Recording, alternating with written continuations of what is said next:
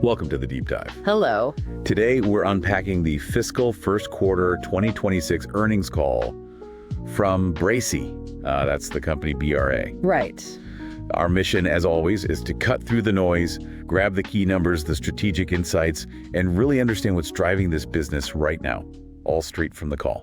Yeah, these calls are dense, but the real story emerges when you connect the financials to the strategy they're laying out. We'll be honing in on those critical details. Okay, so let's jump right into the headline numbers from Q1 FY26.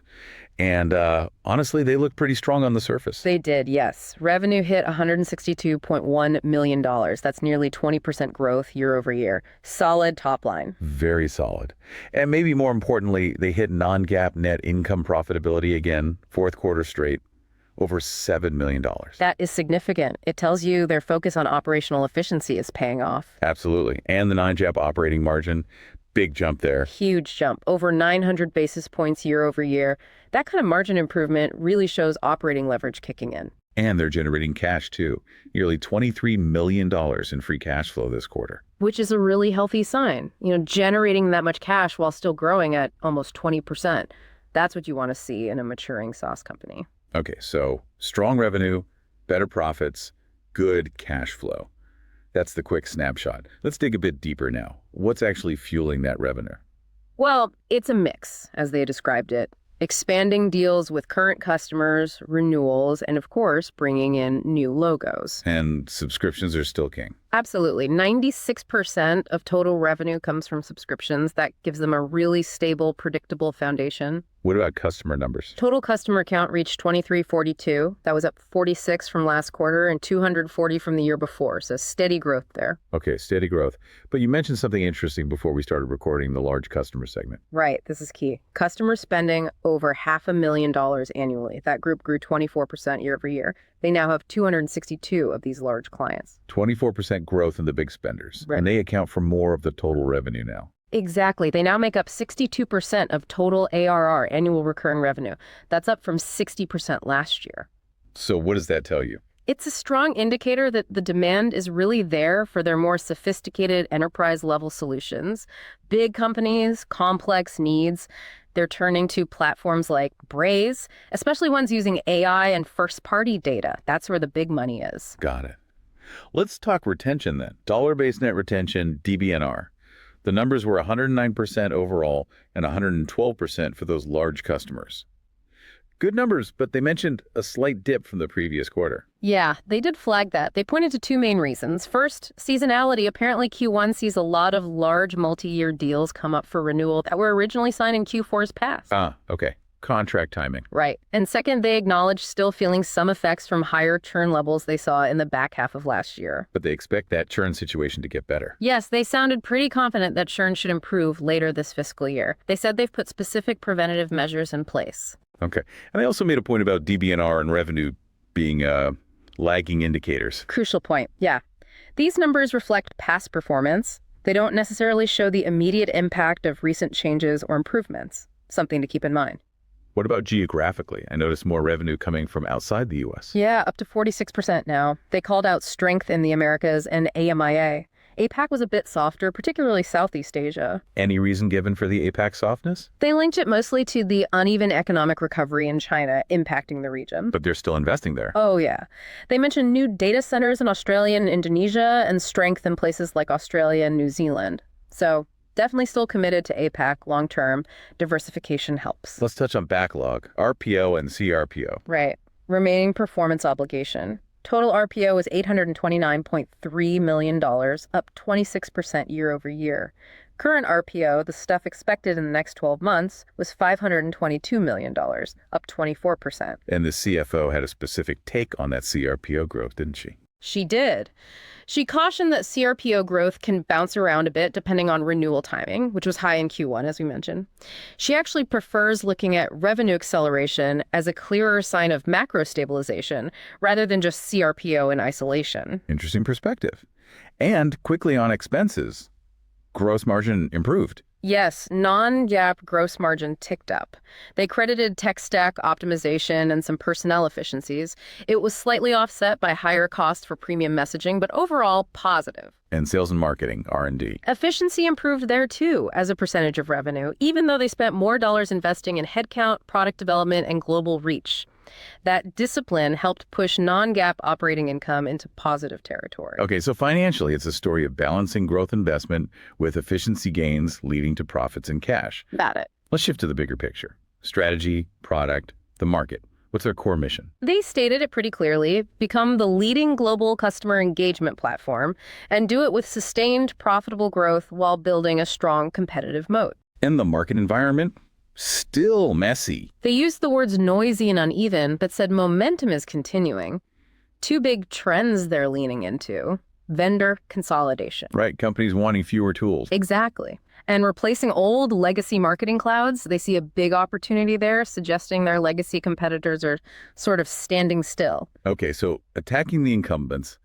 What's at the heart of their platform strategy to win those battles? Two things, repeated constantly: AI and first-party data. The big buzzwords. Well, yes, but they seem core here. They talked about using reinforcement learning, generative AI across channels like RCS, in-product messages, something called canvas context. The whole idea is using data and AI to optimize those key customer moments. And this changes the marketer's job, they argued. Yeah, they framed it as a shift away from manual campaign drudge work. The goal is to elevate the marketer to be more of a strategic maestro, using AI and data to hit business goals, not just send emails. Okay, that's a perfect segue into the biggest news, the Offerfit acquisition. Yeah. This sounds like a major move. What exactly is Offerfit?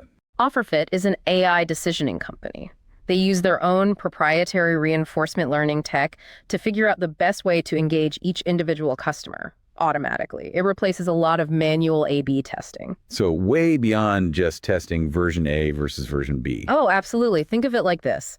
Instead of a marketer testing maybe 2 or 3 message variations, Offerfit's AI can explore hundreds, even thousands of combinations, content, timing, channel, offers constantly learning and finding the optimal path for each person.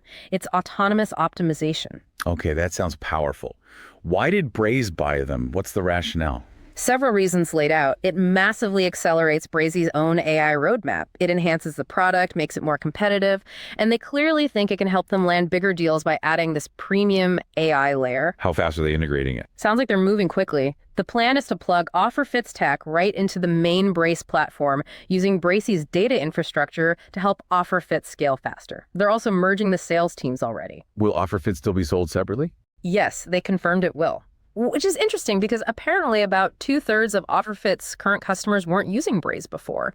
So it potentially opens up a new channel for them. What about the financial side? How does Offerfit impact the guidance they gave? Okay, so for the full year, FY26, they expect Offerfit to add about 2 percentage points to revenue growth. That's around $11 to $12 million. Okay, and profits. This is where there's a temporary change. Because of Offerfit's own P&L and the costs of integrating it mostly in sales and marketing, Braze will dip below the long-term operating margin goals they set at their Analyst Day, just for FY26. Just temporary, though. That's the plan. They expect to get back on track with that framework in FY27. And long-term, they think Offerfit could actually boost growth margins as its services become more automated. They connected Offerfit to another internal project, Project Catalyst. Right. Catalyst is their own native AI agent aimed at personalization, currently in beta. Offerfit's reinforcement learning tech is seen as highly complementary, like adding a proven advanced AI brain that fits perfectly with what they're already building. And there was that anecdote they shared about the 5x uplift. Yeah, that was compelling. A customer used similar AI technology not just for message timing, but for a higher level strategic decision like, should we push this user towards renting or buying? The AI figured it out and boom, 5x better results than their old approach. It really highlights the potential. Okay, powerful stuff. Shifting slightly, what about sales and go-to-market updates? Still focused on those legacy replacements? Very much so, especially in North America and Europe. They're also doubling down on industry specializations, retail, financial services, and seeing good results there. Plus, improving win rates and using partners more effectively. How are they handling the noisy market when selling? Any impact on deal cycles? They did say deal cycles are still a bit longer. Part of that is customers trying to perfectly time switching vendors to avoid paying for two platforms at once when their old contracts expire. Makes sense. Yeah. And there's a continued focus on consolidation deals where Braze can replace multiple point solutions. That plays to their strengths as a platform. And there's a new face coming in to lead sales. Big hire, yeah. Yeah. Ed McDonald is starting as Chief Revenue Officer in early July. His background is super relevant. He was an EVP and CRO at Salesforce Marketing Cloud, a major competitor, and then CRO at Asana. Coming back to marketing tech from Asana. Exactly. Yeah. They framed it as a real validation of their market opportunity, that someone with his experience at scale is coming back into this specific space to join them. Feels like a significant hire. Okay. Another big strategic change was the new pricing and packaging. Sounds fundamental. It really does. The headline change is getting rid of data point limits, mostly, and moving to an API rate limit model instead. Why was that such a big deal? Data points were a problem. Apparently, yes. A major friction point in sales talks. But more strategically, those limits could actually stop customers from using the platform to its full potential, especially with all the AI features that need lots of data to work well. So removing the limit unlocks things for customers. That's the idea. They listed several benefits for you, the customer. It stops competitors from spreading FUD about data limits. It encourages more usage without hitting surprise cost walls. It should speed up negotiations. It helps customers expand because credits are more flexible across channels now. And hopefully it avoids frustration or even churn if customers guess their data needs wrong. Did they say how customers are reacting so far? Early days, but positive. They mentioned closing the first deal on the new pricing just 8 days after launch, which they took as a good sign of acceptance. Okay, digging into some Q&A points. RPO and CRPO came up again. Right, the numbers were $829 three-note total RPO, up 26%, and $522 minimum current RPO, up 24%. The CFO stuck to her guns, saying CRPO growth is noisy due to renewal timing, and revenue trends are a better indicator of macro health. And there was a question about ZOP cohorts. Specific customer groups. Yeah, basically contracts from about 3 years ago. The question was about their renewal timing risk. The CFO said while Q1 had high renewal dollars overall, the ZRP cohort itself renews throughout the year, not all at once. She didn't see specific risk there and reiterated the expectation for overall churn to improve. What about Offerfit's pricing model right now? It's being sold as an add-on, priced per use case. They estimated around $250K to $300 annually per use case, including some expert services. It's meant to sit on top of a standard Braze contract for high-value scenarios where the AI optimization delivers clear ROI. Think complex financial services optimizations or multi-product recommendations. Gotcha. Professional services revenue was a bit higher in Q1. Yeah, they link that to more new business closing in Q4, needing implementation services in Q1. Offerfit has a services piece too, but it's small initially. Longer term, they hope Offerfit services become more automated, maybe even driving product improvements, kind of like how Palantir operates. And how quickly do they expect the Offerfit integration to start generating revenue? Cross-selling. The main focus this year, FY26, is integrating the teams and tech. They brought over 15 Offerfit sales reps, aiming to get most ramped by year-end. Full cross-selling by the combined teams is targeted for FY27. For now, Braze reps will work closely with Offerfit specialists to find opportunities in the existing base. They expect to move fast there. What about that DBNR trend? Any clearer signal on when it might bottom out? The CFO didn't commit to a specific quarter for the trough. She suggested we'd likely see overall revenue growth stabilize first before DBNR shows a clear upward turn. Even though renewal volumes might be smaller in Q2, Q3 than Q1, churn is still a factor across the board, so don't expect a sudden massive jump just based on cohort size. Okay, let's wrap up with the guidance they provided. First, for the next quarter, Q2 FY26. They're guiding revenue between $171 million and $172 million. That's about 18% growth year over year at the midpoint. Non-GAAP operating income between $500,000 and $1.5 million, roughly a 1% margin. And net income. Non-GAAP net income of $2.5 to $3.5 million, or 2 to 3 cents per share. And importantly, this Q2 guide includes Offerfit's impact for most of the quarter. Got it. And the updated outlook for the full fiscal year 26. Total revenue now guided to $672 million to $676 million. That's about 19% growth year over year at the midpoint. And they reiterated Offerfit makes up about 2 points of that, or $11-12 million. And non-GAAP operating income for the full year. Expected between $5.5 million and $9.5 million. That's roughly a 1% operating margin, which is about 100 basis points better than FY25.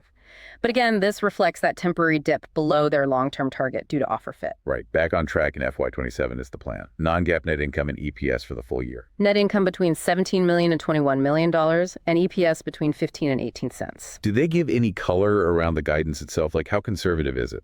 Yeah, they mentioned it essentially passes through the Q1 beat and adds Offerfit.